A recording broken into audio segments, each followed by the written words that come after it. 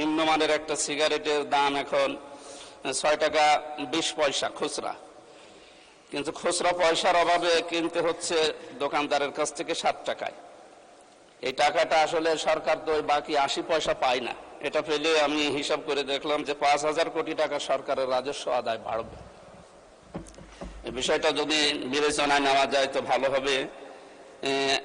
2026 সালের 26-27 অর্থ বছরের বাজেট নিয়ে যে আলোচনা হয়েছে দুই পক্ষ থেকে, আমি আশা করি এবং বিশ্বাস করি এই আলোচনা অর্থবহ হবে যদি এবছরের বাজেটটা কার্যকর হয়।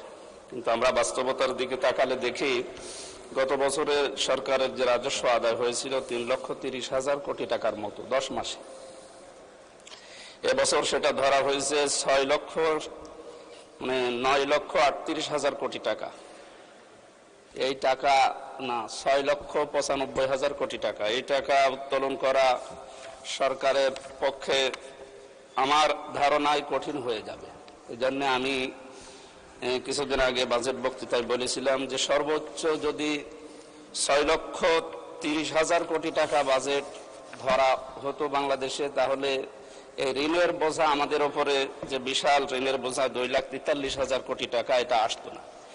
এই জন্যে যতগুলো বিষয়ের উপরে কর আরোপ করা হয়েছে তার ভেতরে কিছু দাম বাড়ানো কমানোর যে বিষয়টা মাননীয় অর্থমন্ত্রীকে আমি একটা বিষয় প্রস্তাবনা দিতে চাই।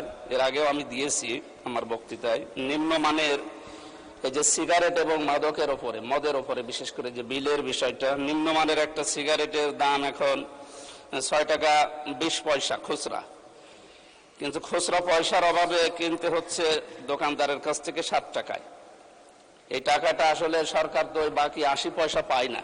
এটা পেলে আমি হিসাব করে দেখলাম যে 5,000 কোটি টাকা সরকারের রাজস্ব আদায় বাড়বে। এই বিষয়টা যদি বিবেচনায় নেওয়া যায় তো ভালো হবে। 26 সালের 2 জুলাই তারিখের মধ্যে জনমত যাচাইয়ের জন্য উক্ত বিলটা আমি প্রচার করার জন্য আহ্বান